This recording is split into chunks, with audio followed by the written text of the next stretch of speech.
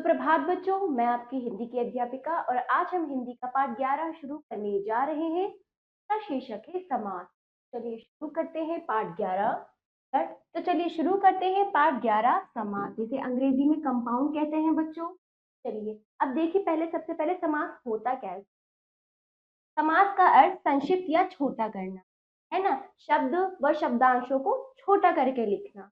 आगे देखिए, शब्दों को मिलाकर संक्षिप्त करने की प्रक्रिया समास कहलाती है। यानी कई सारे शब्द व शब्दांशों को, दो या दो से अधिक शब्दों को व शब्दांशों को मिलाकर जो एक शब्द बनाया जाता है, जो उससे उसका जो परिवर्तित रूप एक शब्द के रूप में जो होता है, वो हमारा क्या होता है, समास।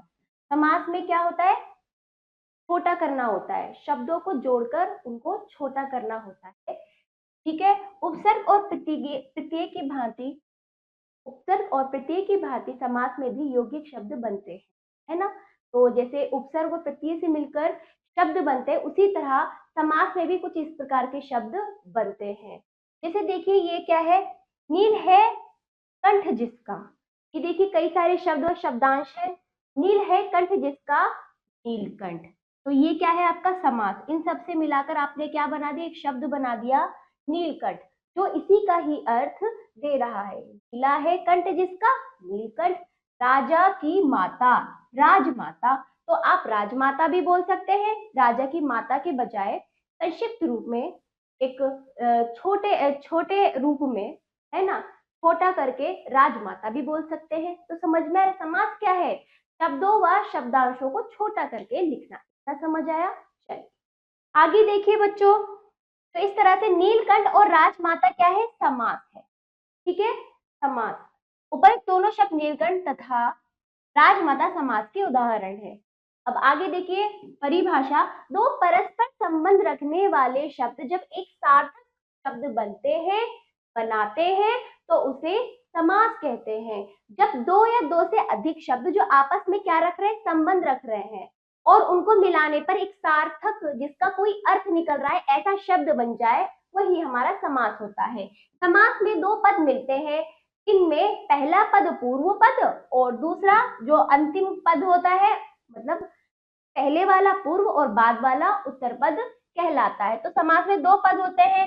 समास करने पर जो बनता है उसे सामासिक पद या समस्त पद कहते हैं। ऊपर के उदाहरणों में नीलकंठ तथा राजमाता समस्त पद है।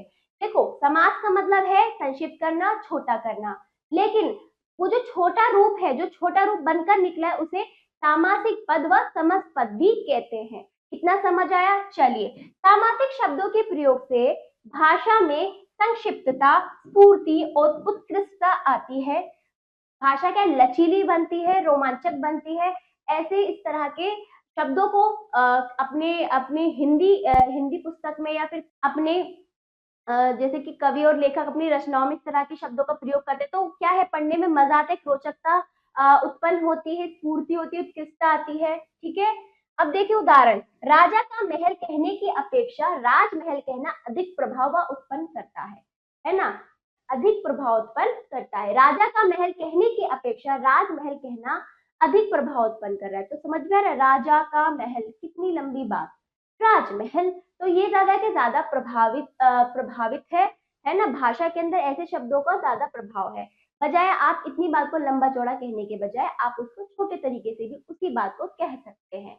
कितना समझ आया। समास किसे कहते हैं, सामासिक पद किसे कहते हैं, व समस्त पद किसे कहते हैं, ये हमने अब तक सीखा। अब आ जाइए समास विग्रह। विग्रह क्या होता है, यदि समस्त पद को तोड़कर पुनः अलग अलग लिखा जाए तो उसे समास विग्रह कहते हैं। जैसे देखिए, अभी क्या है, हमने जो शब्द और शब्दांश थे उन्हें जोड़कर एक शब्द बनाया जिसे समस्त पद व सामासिक पद कहते हैं। अब उसको वापिस से वही रूप में, पहले वाले रूप में अलग अलग उसी शब्दांश व शब्दों में वापिस से कर दिया जाए तो उसे विग्रह कहते हैं। यानी समास को वापिस से तोड़कर पहले की तरह लिखना विग्रह कहलाता है। ठीक है। देखिए बच्चों, ये समस्त पद है, ये अर्थ है। ठीक है। यथाशक्ति, शक्ति के अनुसार, समझ रहे हैं। तो ये है, ये पहला रूप, यथाशक्ति को हमने तोड़कर विग्रह कर दिया। विग्रह करना, तोड़ना, तो शक्ति के अनुसार, तो ये क्या आ गया, विग्रह हो गया। ठीक है। इसे वापिस से पहले की तरह, अब वही शक्ति के अनुसार को हम समस्त पद या सामासिक पद में लिखेंगे तो यथाशक्ति। समझ आया। शरणागत, शरण में आया हुआ, भूकंप पीड़ित, भूकंप से पीड़ित, नीलकमल, नीला है जो कमल। तो इस प्रकार आप उसको वापस से पहले की तरह लिखेंगे तोड़कर, तो उसे विग्रह कहते हैं। ठीक, अब देखिए इतना समझ आया, समास किसे कहते हैं, समास पद व सामासिक पद किसे कहते हैं, विग्रह कहते हैं, ये हमने समझ लिया। अब आ जाइए समास के भेद। समास कितने प्रकार के होते हैं, अब इनके प्रकार व इनके भेद को जानेंगे। समास के मुख्यतः 6 भेद होते हैं। नंबर 1 तत्पुरुष समास, कर्मधारय समास, द्विगु समास, अव्ययी भाव समास, बहुव्रीहि समास, द्वंद्व समास। ठीक है, 6 प्रकार के समास होते हैं, एक एक करके हम इन्हें देख लेते हैं। नंबर 1 तत्पुरुष समास। देखिए इस समास में उत्तर पद, इस समास में उत्तर पद अर्थात दूसरा पद प्रधान होता है ना। तो किस पे प्रधान का मतलब, जिस पद पर जोर दिया जा रहा है, जिसके बारे में हम बोलना चाह रहे हैं, तो इस समास में उत्तर पद अर्थात दूसरा पद प्रधान होता है, यानी बाद वाला। इसमें कारक चिन्हों का लोप हो जाता है। ये मतलब समझ रहे हो, विग्रह है जब इसको हम जो इसका मूल रूप होगा, जहां से ये शब्द बनता है, तब तो ये क्या होता है, मतलब कारक चिन्ह वहां पर प्रयोग होते हैं। लेकिन ये समास पद और सामासिक पद के रूप में जब जुड़ के आएगा, एक नया शब्द निकल के आएगा, समास बनकर आएगा, तब वहां पर कारक चिन्ह का, की, के, तो इस तरह के कारक चिन्ह, ता, सी, से, के लिए, को, की, इस तरह के कारक चिन्हों का लोप हो जाता है। मतलब वो कारक चिन्ह यहाँ आकर खत्म हो जाते हैं और विग्रह करने पर वापस आ जाते हैं। समास बनाने पर वो कारक चिन्ह क्या हो जाते हैं, खत्म होता है, समाप्त हो जाते हैं, खत्म हो जाते हैं, समाप्त हो जाते हैं। इतना समझ आया। तत्पुरुष समास में जो आपका बाद वाला पद है वो प्रधान होता है। ठीक है, इसमें क्या होता है, कारक चिन्हों का लोप हो जाता है। कर्ता तथा संबोधन कारकों के अतिरिक्त अन्य सभी 6 कारकों के आधार पर इस समास के भी 6 भेद होते हैं। ठीक है, कर्ता और कर्म को छोड़कर। ठीक है, कारक चिन्ह हमारे कर्ता ने कर्म को करण से कर्ता, इस तरह के संप्रदान के लिए अपादान से अलग, तो इस तरह के कई सारे कारक चिन्ह होते हैं, मैं आपको समझाऊंगी। इसमें जो है ना, कर्ता और संबोधन छोड़कर बाकी 6 प्रकार के कारकों द्वारा यह तत्पुरुष समास के शब्द बनाए जाते हैं। ठीक है, इतना समझ आया। देखिए सबसे पहले कर्म, कर्म का जो कारक चिन्ह है वो को है, कर्म को। तो इसमें जब आप वो सब विग्रह करेंगे तो इनके बीच में को आएगा, कर्म, कर्म यानी को जो आपका कारक चिन्ह है, इसका नाम है कर्म, का ध्यान रखिए। तो कर्म को, ये समास पद है बच्चों, और ये समास विग्रह, यानी ये क्या है, संक्षिप्त रूप है, और ये इसका खुल के इसका लिखा गया है, जिसमें कि कारक चिन्ह आया है। ठीक है, समास बनाने पर ये कारक चिन्ह यहाँ पर नहीं होगा, परंतु इनका विग्रह करने पर कारक चिन्ह निकल आएगा। तो कर्म, कर्म तत्पुरुष समास में कारक चिन्ह को होता है, तो इससे बनने वाले शब्द में कारक चिन्ह को होता है। इसकी पहचान, यश प्राप्त, यश को प्राप्त, ग्रामगत, ग्राम को गत। देखिए कारक चिन्ह आ रहा है, लेकिन समास बनाने पर को आपका नहीं है, कारक चिन्ह का लोप हो गया, परंतु विग्रह करने पर कारक चिन्ह वापस आ गया है। ऐसे ही स्वर्ग प्राप्त, स्वर्ग को प्राप्त, पद प्राप्त, पद को प्राप्त। तो कारक चिन्ह, कारक चिन्ह कर्म तत्पुरुष समास, को जो है, को आपका एक कारक चिन्ह है। ठीक है, जो संबंध बताता है दो शब्दों, कारक चिन्ह क्या होता है, दो शब्दों व शब्दांशों के बीच में संबंध बताते हैं। ठीक है, तो तत्पुरुष समास, कर्म तत्पुरुष समास में को आपका कारक चिन्ह होता है, कर्म को, कर्म को, ऐसे याद रखिए। तो कर्म तत्पुरुष समास समाप्त हुआ। अब दूसरा जाइए, करण तत्पुरुष समास। इसमें कारक चिन्ह जो होता है से और द्वारा भी होता है, तो कहीं कहीं द्वारा भी लगता है और से भी। ठीक है, तो आप देखिए करण, अब देखिए कर्म जो को कारक चिन्ह है उसका नाम है कर्म। अब से और द्वारा जो है ये कारक चिन्ह, इनका नाम है करण। कर्म को करण से द्वारा, इस तरह से आप इनको लगातार पढ़ेंगे तो ये आपके मुंह जुबानी याद हो जाएंगे, कर्म को करण से के द्वारा। ठीक है, तो इसमें क्या है, द्वारा भी आ रहा है और से भी आ रहा है। तो देखिए शोकाकुल, शोक से आकुल, तुलसी कृत, तुलसी द्वारा कृत। देखिए विग्रह करने पर आ गए कारक चिन्ह आ गए, परंतु संक्षिप्त रूप से समस्त पद बनाने पर वो कारक चिन्ह नहीं होते, उनका लोप हो जाता है। अगला देखिए, अकाल पीड़ित, अकाल से पीड़ित, बाढ़ पीड़ित, बाढ़ से पीड़ित। कर्मकरण हो गया। अब तीसरा तत्पुरुष समास जो है संप्रदान तत्पुरुष समास, इसमें क्या होता है, के लिए के लिए आपका कारक चिन्ह होता है, के लिए वाला है ना। संप्रदान जो भाव देता है के लिए, तो आपका यहाँ पे कारक चिन्ह संप्रदान के लिए। कर्ता, कर्ता इसमें नहीं होता है ना, वो तो कारक अलग होते हैं, लेकिन इसमें 6 प्रकार के कारक होते हैं। कहाँ से होते हैं? कर्म को करण से द्वारा और संप्रदान के लिए। इस तरह से आप याद रखेंगे। संप्रदान तत्पुरुष समास के लिए आपका कारक चिन्ह होता है, देखिए, और इसको ये क्या लोप हो जाता है, परंतु विग्रह करने पर ये निकल आता है। चिड़िया घर, चिड़िया के लिए घर, रहा खर्च, रहा के लिए खर्च, रसोई घर, रसोई के लिए घर, मालगाड़ी, माल के लिए गाड़ी। तो यहाँ पे क्या है? संप्रदान जो भाव दे रहा है के लिए का नाम क्या है? के लिए आपका कारक चिन्ह, इसका नाम है संप्रदान। इस तरह से आप इसको याद करेंगे तो आपको समझ आएगा, कोई डाउट नहीं रहेगा। चौथा देखिए, अपादान तत्पुरुष समास। अब देखिए, आप देख रहे होंगे इसमें भी से है और करण में भी से था, परंतु करण में जो एक साधन के रूप में हो रहा है। करण जो है साधन, साधन के रूप में। यश को प्राप्त, ग्राम को गत, है ना, स्वर्ग को प्राप्त, पद को प्राप्त, इतना ये तो साधन के रूप में है। परंतु अपादान में जो है से जो है ना अलग करने से है। से यहाँ पर क्या होता है? अलग होने का भाव होता है, यानी कि कोई चीज किसी चीज से अलग है, दूर है ना, क्या कमी है, कमी अलग व दूरी को दिखाता है, ये वाला से। आपको से जो है आपके शब्द से ही आपको पता चलेगा वो करण वाला तत्पुरुष है या अपादान वाला तत्पुरुष। देखिए, अपादान तत्पुरुष इसमें से चिन्ह होता है, परंतु अलग होने का भाव प्रकट। भयभीत, भयभीत, भय से भीत, पथप्रस्थ, पथ से प्रस्थ, धनहीन, धन से हीन, बंधन मुक्त, बंधन से मुक्त। तो देख रहे हो, धन से हीन, बंधन से मुक्त, यहाँ पे क्या है? कमी व दूरी को दिखाया जा रहा है ना। तो अलग होने का भाव यहाँ पर प्रकट हो रहा है। अगर से ऐसा शब्द जिसमें अलग होने का भाव प्रकट हो रहा है, वहां पर जो आपका कारक चिन्ह से है वो अपादान वाला होगा, वरना कौन सा होगा? करण वाला होगा, साधन के रूप में। अगला देखिए, संबंध तत्पुरुष समास।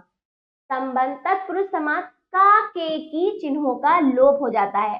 देखो, समास बनाते समय का के की जो का लोप हो जाते हैं, यानी खत्म हो जाते हैं, उसका विग्रह करने पर का के की वापस आ जाते हैं, इसका ये मतलब है। गंगा जल, गंगा का जल, राजयोग, राजा का योग, सेनापति, सेना का पति, दीनानाथ, दीनानाथ, दीनों के नाथ। तो इसमें क्या है? संबंध में का के की, का के की, ध्यान रखिए, का के की का भाव। अब देखिए, यहां तक हमने पढ़ लिया संबंध तत्पुरुष समास में का के की कारक चिन्हों का लोप हो जाता है और विग्रह करने पर का के की, जहां पर आपको का के की लगाने की आवश्यकता है पढ़ने पर, तो वहां पर कौन सा होता है? संबंध तत्पुरुष समास। चौथा देखिए, अधिकरण तत्पुरुष समास में पर चिन्हों का लोप होता है। लोप का यानी वो समाप्त हो जाते हैं समास बनाने पर। देखिए, पहले ये वाला उदाहरण देखिए, ध्यान में मग्न, ध्यान मग्न। अब देखो, ये वाक्यांश है, ध्यान में मग्न, या वाक्यांश है ध्यान में मग्न, ध्यान मग्न। देखो, ध्यान में मग्न में आ गया, जहां में आता है तो वो अधिकरण तत्पुरुष समास है, अधिकरण के में या पर, अधिकार, अधिकरण वाला है ना। तो इस तरह से में और पर जहां आ जाए वो अधिकरण तत्पुरुष समास है, और समास बनाने पर इसका लोप हो जाता है, यहाँ पर आके में समाप्त हो जाएगा। ध्यान मग्न, ध्यान में मग्न, सिर में दर्द, सिर दर्द, है ना, ऐसे समझाऊं मैं आपको। वन में बात, जहां में आ गया वहां पे अधिकरण, और समास बनाने पर में का लोप, वन बात। अपने आप पर बीती, आप बीती, अपने आप पर, स्वयं पे बीती, आप बीती, ठीक है। तो समास बनाया हमने, कारक चिन्हों का यहाँ पर तत्पुरुष समास में लोप हो जाएगा, समाप्त हो जाएंगे, जब उनका विग्रह करोगे तब जाके वो निकल आएंगे। अब आ जाइए, ये तो हो गया तत्पुरुष समास। पहला हमने तत्पुरुष समास पढ़ा, कर्म, कर्म को करण से साधन के रूप में, संप्रदान के लिए वाला जो आपका भाव हो रहा है, अपादान तत्पुरुष से, कौन सा से? अलग होने वाला, संप्रदान तत्पुरुष में के, ठीक है, अपादान तत्पुरुष समास में से अलग होने का भाव, संबंध तत्पुरुष समास में का के की, ठीक है, और अधिकरण तत्पुरुष समास में में पर, ठीक। और समझ में आया? कर्म करण, करण में से और द्वारा दोनों भाव प्रकट होंगे, ठीक है। और तीसरा संप्रदान तत्पुरुष, अपादान, संबंध तत्पुरुष, अधिकरण तत्पुरुष। तो आप इनके कारक चिन्हों को जोड़कर करें, ठीक है। कर्म को करण से, द्वारा, ठीक है, संप्रदान के लिए अपादान से, संबंध का के की, अधिकरण में पर, कर्मधारय, ये दूसरा हो गया, ठीक है। ये हो गए आपके तत्पुरुष समास 6। अब दूसरा है कर्मधारय समास। इस समास के पहले तथा दूसरे पद में विशेषण विशेष्य अथवा उपमान उपमेय का संबंध होता है। देखिए, विशेषण जिसके बारे में जो कुछ बताया जा रहा है वो विशेषण, जिसके बारे में बताया जा रहा है वो विशेष्य, जिसके बारे में जो कुछ बताया जा रहा है विशेषण, जिसके बारे में बताया जा रहा है विशेष्य। उपमान उपमेय भी जिसे कहते हैं। उपमान, उपमेय का संबंध उपमान से, उपमेय का संबंध उपमान से, ठीक है। तो बच्चों, विशेषण विशेषता जिस भी वस्तु की बताई जा रही है वो विशेष्य। उपमान जिसकी तुलना की जा रही है, उपमेय जिससे तुलना की जा रही है ना। जो जो अपनी असली वास्तविक विशेषता रख रहा है वो है उपमेय, इसकी तुलना की जा रही है उपमेय से, वो उपमान होता है। इतना समझ आया? उपमान उपमेय। चलिए उदाहरण देखिए बच्चों। पीतांबर, पीला है जो अंबर। कर्मधारय समास में क्या होता है? पहला था दूसरे पद क्या होते हैं? विशेषण विशेष्य होते हैं। पहला क्या है? विशेष, उसकी विशेषता पीला, पीला जो है आपकी किसी भी चीज की विशेषता बारे में। अंबर, अंबर यानी बताया जा रहा है। पीतांबर पीला है जो अंबर के। घनश्याम, घन के समान श्याम। तो देखो ये क्या है? विशेषता, और श्याम क्या है? ये क्या है? घन विशेषण, और श्याम है विशेष्य। और घन क्या है? घन है आपका उपमान जिसकी तुलना की जा रही है, और श्याम क्या है? उपमेय जिससे तुलना की जा रही है ना। पीतांबर ऐसे, पीला जो है अंबर, इस तरह से। पुरुषोत्तम राम, पुरुषों में जो उत्तम, पुरुषोत्तम पुरुषों में जो उत्तम। तो आपका पुरुष जो है एक तरह से क्या हो गया? विशेषण। पहला पद क्या होता है? विशेषण, और अगला जो है विशेष्य। ऐसे ये है उपमान, ये है उपमेय जिसकी तुलना की जा रही है, जिससे तुलना की जा रही है। पुरुषोत्तम, पुरुषोत्तम क्या है? पुरुषों में है जो उत्तम। महात्मा, महान है जो आत्मा। तो महान जो है, महान, महा यानी महान, जब आप उसका विग्रह करेंगे तो उसका पूरा अर्थ निकल आएगा। तो महान जो है आपका क्या है? विशेषण या उपमान। आत्मा क्या है? आत्मा आपका विशेष्य और उपमेय है। तो इस तरह से इसको समझना होगा। एक दो बार आप समझिए, अच्छे से समझ आ जाएगा। कर्मधारय समास में पहला पद जो होता है विशेषण, और दूसरा पद जो होता है विशेष्य, और पहला पद उपमान होता है, और दूसरा पद जो होता है उपमेय होता है। तीसरा देखिए, द्विगु समास, जिस समास में पहला पद संख्यावाची विशेषण हो तथा समस्त पद समूह बोधक हो वह द्विगु समास कहलाता है। तो इसमें सीधी सी बात है, इसमें संख्या होती है। इसमें पूर्ववत पहला पद क्या है? संख्या के अंदर है, और बाकी क्या है? वो समूह को दिखा रहा है, किसी चीज को दर्शा रहा है, किसी चीज की संख्यावाचक यानी नंबर होता है इसमें, जैसे सप्त, सात, पंच, पांच। तो नंबर वाले, ट्रिक क्या है? नंबर वाले जो होते हैं वो द्विगु समास के अंतर्गत आते हैं। जैसे सप्तर्षि, 7 ऋषियों का समूह। तो ये क्या है? समूह को दिखाता है ना। समस्त पद समूह को दिखाते हैं संख्या के साथ। पहला पद, शर्त क्या है? पहला पद आपका संख्यावाचक होगा, ठीक है। सप्तर्षि, 7 ऋषियों का समूह। पंचरत्न, 5 रत्नों का समूह। त्रिवेणी, 3 वेणियों अर्थात नदियों का समूह। तत्सई, 700 दोहों का समूह, ठीक है। 700 दोहों का समूह। तो इस प्रकार आप देख रहे हैं पहला पद क्या है? संख्यावाचक है, बाद में वो समूह को दिखा रहे हैं, संख्या को बताते हुए। तो जहां संख्या की बात आ जाए वहां द्विगु समास, कितना समझे। चौथा, अव्ययी भाव समास। इस समास में पहला पद अव्ययी होता है, इसके योग से समस्त पद भी अव्यय बन जाता है। तो बच्चों अव्ययी भाव समास, जिसमें अव्ययी भाव प्रकट होता है। अव्ययी क्या होता है, जिसमें लिंग वचन व रूप के आधार पर कोई विकार नहीं होता, कोई परिवर्तन नहीं होता। अव्ययी का मतलब तो ये होता है। अब समास देखिए, इस समास में जो पहला पद है वो अव्ययी होता है, इसके योग से, इसके मिलाने से समस्त पद भी अव्यय बन जाता है। समास का पहला पद प्रधान होता है, इतना ध्यान रखिए। अव्यय में समास का पहला पद प्रधान होता है। जोर किस पे होता है, पहले पद पे।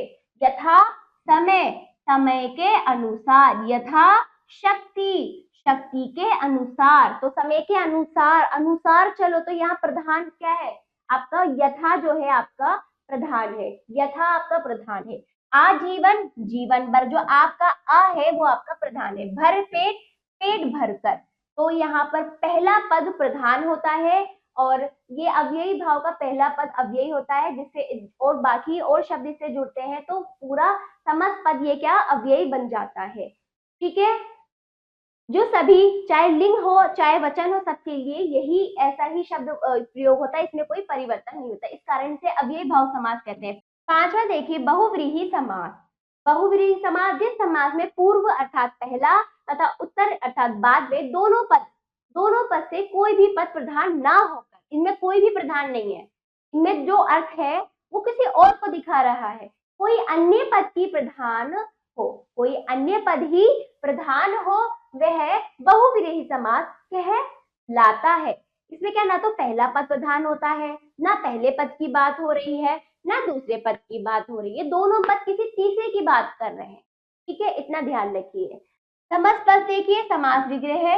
लंबोदर, लंबा उदर है जिसका, का अर्थ तो लंबा उदर है जिसका। किसका लंबा उदर होता है, अब इशारा किसकी तरफ हो रहा है, गणेश जी का। तो लंबा है उदर जिसका, लंबा उदर है जिसका।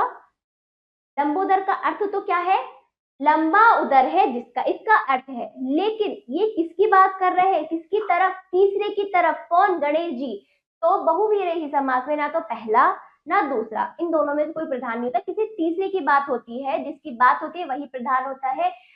दूसरा देखिए, नीलकंठ, नीला कंठ है जिसका। कौन, अर्थात शिव। हंस वाहिनी, हंस वाहन है जिसका, अर्थात सरस्वती। तो हंस में कौन सवार रहती है, सरस्वती। हंस वाहन है जिसका, किसका वाहन होता है हंस, सरस्वती जी का। तीसरा कौन, सरस्वती, इनके बारे में बताया जा रहा है, ये हुई प्रधान। ठीक है, अगला देखिए, चतुर्भुज, चार भुजाएं हैं किसके, किसके चार भुजाएं होती है, विष्णु। तीसरे की बात हो रही है, समझ गए, ना पहला ना दूसरा, कोई तीसरा ही निकला, जिसका अर्थ ये प्रकट कर रहे हैं। चलिए, छठा देखिए, द्वंद्व समास। इस समास के दोनों पद प्रधान होते हैं, इसमें दोनों ही पद प्रधान होते हैं द्वंद्व में। इसके दोनों पद योजक चिन्हों द्वारा जुड़े होते हैं तथा समास विग्रह करने पर और, या, अथवा, एवं आदि लगते हैं। ठीक है, तो इस तरह से इनका विग्रह को तोड़ने पर या तो और आएगा, या आएगा, या एवं आएगा। ठीक है, चलिए, ये हो गया समास पर समास विग्रह। उदाहरण से समझेंगे, रात दिन।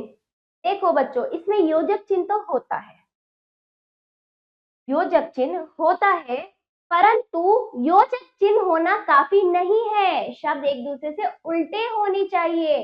क्या होने चाहिए, उल्टे, विलोम। इसका ध्यान रखिए। योजक चिन्ह देकर आप लगा मत दीजिएगा, योजक चिन्ह देकर आपको नहीं लगाना है कि हाँ योजक चिन्ह आ गया तो द्वंद्व समास है। इसमें क्या होगा, शब्द उल्टे होंगे एक दूसरे के, शब्दों को देखिएगा, विलोम शब्द। रात दिन, रात और दिन। सुख सुख, दुख और सुख। तो और आपका क्या है, आपका यहाँ पर और क्या है, आपका चिन्ह आ गया, कारक चिन्ह। समस्त पद और समास विग्रह। अगला देखिए, ये समस्त पद है, लेन देन, लेन और देन, आना जाना, आना और जाना। तो यहाँ पर समस्त पद में और का लोप होकर योजक चिन्ह आ गया है। ठीक है, और विग्रह करने पर योजक चिन्ह का लोप हुआ और लग गया उसके स्थान पर। ठीक है, इसमें क्या है ट्रिक, देखो द्वंद्व समास में एक दूसरे से द्वंद्व होते हैं, एक दूसरे से विलोम, एक दूसरे से उल्टे होते हैं। इसमें यही ट्रिक है, उल्टा देखो, उल्टा। ठीक है, चलिए अब देखिए आगे, कर्मधारय और बहुव्रीहि समास में अंतर। कर्मधारय समास में जहां दोनों पदों में विशेषण विशेष्य का संबंध होता है, वहीं बहुव्रीहि समास में दोनों पद किसी तीसरे पद की विशेषता प्रकट करते हैं। इसमें बहुव्रीहि में क्या होता है, तीसरे की बात होती है, और कर्मधारय में दोनों पद एक दूसरे, एक तो एक विशेषण होता है, एक विशेष्य, विशेष्य की विशेषता बताई जाती है। ठीक है, इन दोनों समासों में कई बार विद्यार्थी अंतर नहीं कर पाते हैं और परीक्षा के समय गलत कर देते हैं। ऐसी स्थिति में समास विग्रह के आधार पर अंतर का पता लगाया जा सकता है। तो दोनों का, अगर आपका समास विग्रह दिया गया है तो आप आसानी से बता देंगे।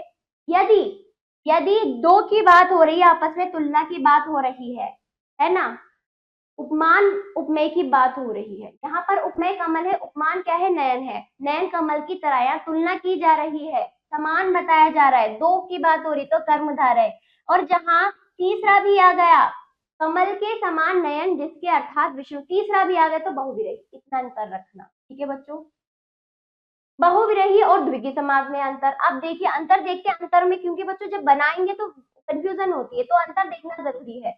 बहुविरही समास में बहुत से ऐसे समास पद हैं जो संख्यावाची हैं। बहुविरही में भी क्या होते हैं, संख्यावाची, और संख्या को देखकर आप किसे लगा देते, आप लगा देते द्विगु में, लेकिन नहीं, विग्रह करके ही उसका अर्थ निकलेगा।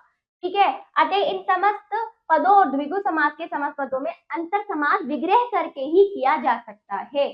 आपको विग्रह करना आना चाहिए। जैसे त्रिलोचन, त्रिलोचन, पहले त्रिलोचन में कौन सा समास बन रहा है, द्विगु, दूसरे में बहुविरही। देखते त्रिलोचन, तीन लोचनों का समूह, तीन लोचनों का समूह द्विगु, जहां आपकी संख्या भी आ गई, समूह भी आ गए तो द्विगु। त्रिलोचन, तीन लोचन है जिसके अर्थात शिव, शिव के तीन लोचन है, एक यहाँ पर और तीन लोचन एक यहाँ पर है। ठीक है, तो इस तरह से तीन लोचन वाले कौन, शिव, यहाँ पे तीसरे की भी बात हो रही है, बहुव्रीहि। तो अगर आपका इस प्रकार क्या आ गया, विग्रह आ गया, तो आप जब संख्या और समूह आए तो द्विगु, लेकिन तीसरे की तरफ इशारा किया जाए, किसी तीसरे की बात की जाए तो बहुव्रीहि। इतना ध्यान रखना। तो दो त्रिलोचन से दो तरह के समास बने। संधि और समास में अंतर। बच्चों हमने अभी कुछ दिन पहले हमने पढ़ा संधि। तो संधि में क्या था, संधि का अर्थ होता है वर्णों के मेल, संधि का अर्थ वर्णों के मेल से होता है, और समास का अर्थ शब्दों के मेल से होता है, इतना ध्यान रखना। संधि दो वर्णों के बीच होती है और इसमें विभक्ति या कोई शब्द लुप्त नहीं होता। ठीक है, तो इसमें क्या है अंतर, संधि क्या है, दो वर्णों के बीच होती है, इसमें कोई विभक्ति या शब्द लुप्त नहीं होता। जैसे विद्या प्लस आल्य, विद्यालय, सप्त प्लस ऋषि, सप्तऋषि। समास दो पदों के बीच होता है, दो पदों, दो शब्दों, है ना, दो या दो से अधिक शब्दों के बीच होता है। समास होने पर विभक्ति या शब्द लुप्त हो जाता है, जैसे कि विभक्ति, कारक चिन्ह सब क्या है, लुप्त हो जाते हैं, परंतु संधि में नहीं होते। संधि दो वर्णों के बीच होता है, इसमें क्या होता है, इसमें लोप नहीं होता किसी भी चीज का, वो सब ऐसे ही लिखे जाते हैं। जबकि समास क्या है, दो शब्दों के बीच या दो पदों के बीच होता है, पहला पूर्व पद उत्तर पद जो हमने पढ़ा था, और इसमें क्या है, विभक्ति कारक चिन्हों का लोप हो जाता है। इतना अंतर आपको ध्यान रखना है। चलिए पाठ समाप्त हुआ, एक बार दोहराते हैं, पुनरावृत्ति कीजिए। दो या दो से अधिक शब्दों को मिलाकर संक्षिप्त कर नया शब्द बनाने की प्रक्रिया को समास कहते हैं। दूसरा, समास की प्रक्रिया से बनने वाले शब्द को समास पद कहते हैं। तीसरा देखिए, समास पद का विग्रह करके उसे पुनः पहले वाली स्थिति में लाने की प्रक्रिया को समास विग्रह कहते हैं। समास पद में मुख्यतः दो पद होते हैं, पूर्व पद, उत्तर पद। पांचवा देखिए, पहले पद को पूर्व पद, दूसरे पद को उत्तर पद कहते हैं। फिर समास के मुख्यतः 6 भेद होते हैं, तत्पुरुष समास, कर्मधारय समास, द्विगु समास, अव्ययी भाव समास, बहुव्रीहि समास, द्वंद्व समास, जो हमने अच्छे से पढ़ लिए। पाठ समाप्त हुआ, आओ करें अभ्यास। का देंगे निम्नलिखित प्रश्नों के उत्तर देंगे, जैसे कि पाठ समझाया सभी अभ्यास देंगे। चलिए बच्चों, खा अभ्यास देखिए, निम्नलिखित समास पदों का विग्रह करके समास का नाम लिखे। विग्रह यानी तोड़ना है, फिर समास का नाम भी बताना है। ठीक है, पहला देखिए, देशभक्ति, देश के लिए भक्ति।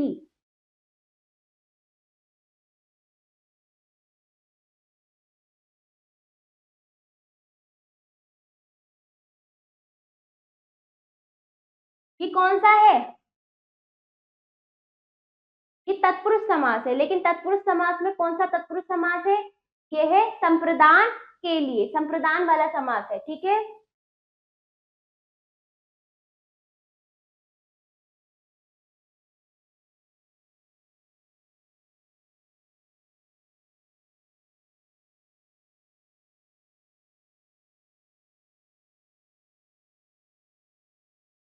संप्रदान के लिए जो भाव होता है संप्रदान में होता है, संप्रदान। तत्पुरुष समास संप्रदान वाला। दूसरा देखिए चतुर्भुज, चतुर्भुज चार भुजाओं वाला, चार भुजाओं वाला कौन? विष्णु। तो तीसरे की बात हो रही है, किसमें होती है बताइए, कौन सा समास है ये?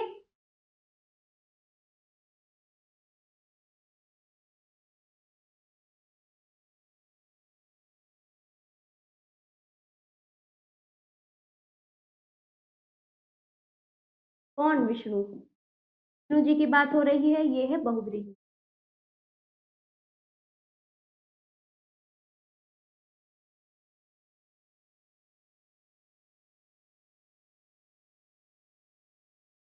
ठीक है, बाकी दो आप स्वयं करेंगे। अगला देखिए, समस्त पद बनाकर उनके नाम लिखिए। अब आपको यहाँ पर विग्रह दिया गया है, इनका आपको समस्त पद बनाना है।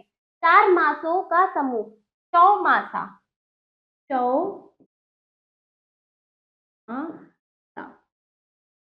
देखिए बच्चों, यहाँ समूह भी आ रहा है और आपकी संख्या 4 आ रही है, तो किस पे जाएगा ये? द्विगु समास में,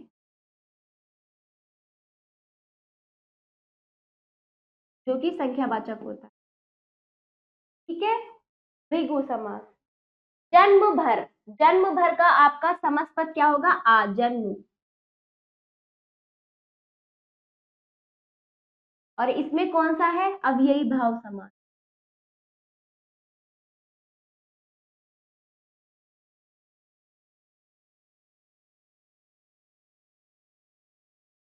अव्ययी भाव। बाकी दो आप स्वयं करेंगे। अगला घ देखिए, निम्नलिखित वाक्यों में आए रंगीन समस्त पदों का विग्रह करके वाक्य पुनः लिखिए। तो मैं आपको एक बताती हूँ, बाकी आपको स्वयं करना है। जैसे देखिए, देखिए बच्चों, पहला, आज तो भर पेट भोजन किया है, तो आपका इसका विग्रह करके लिखना था बच्चों। आज तो भर पेट, ये जो रंगीन है इसका विग्रह करके लिखना था। बाकी वाक्य ऐसे ही लिखा जाएगा, आज तो पेट भर भोजन किया है, तो आप विग्रह करेंगे आज तो पेट भर कर भोजन किया है। तो आप इसको तोड़कर लिख सकते हैं अच्छे से विग्रह में, आज तो पेट भर कर भोजन किया है। अगला देखिए, सरकार आयात निर्यात पर बराबर बल देती है, इसका विग्रह करेंगे। योजक चिन्ह योजक चिन्ह का लोप हो जाएगा और उसके स्थान पर और कारक चिन्ह लग जाएगा। ठीक है, तो सरकार आयात और निर्यात पर बराबर बल देती है, पर बराबर बल देती है। ठीक है, तो ये हुआ, बाकी स्वयं करेंगे। बाकी दो आप स्वयं करेंगे, मैंने आपको बता दी। बहुविकल्प प्रश्न पहला देखिए, जिस समास में और शब्द का लोप हो वहां कौन सा समास होता है? कौन सा समास होता है? द्वंद्व समास। ठीक है, दूसरा, जिस समास में पहला पद संख्यावाचक हो उसे क्या कहा जाता है? पहला पद संख्यावाचक हो, द्विगु समास। तीसरा देखिए, यथाशक्ति में कौन सा समास है? यथाशक्ति में अव्ययी भाव समास है। तो ये पाठ समाप्त हुआ। आशा करती है पाठ आपको समझ आया होगा। इसका अभ्यास आप जरूर कीजिएगा पाठ को अच्छे समझते हुए। अब मिलते हैं अगले पाठ पर। धन्यवाद।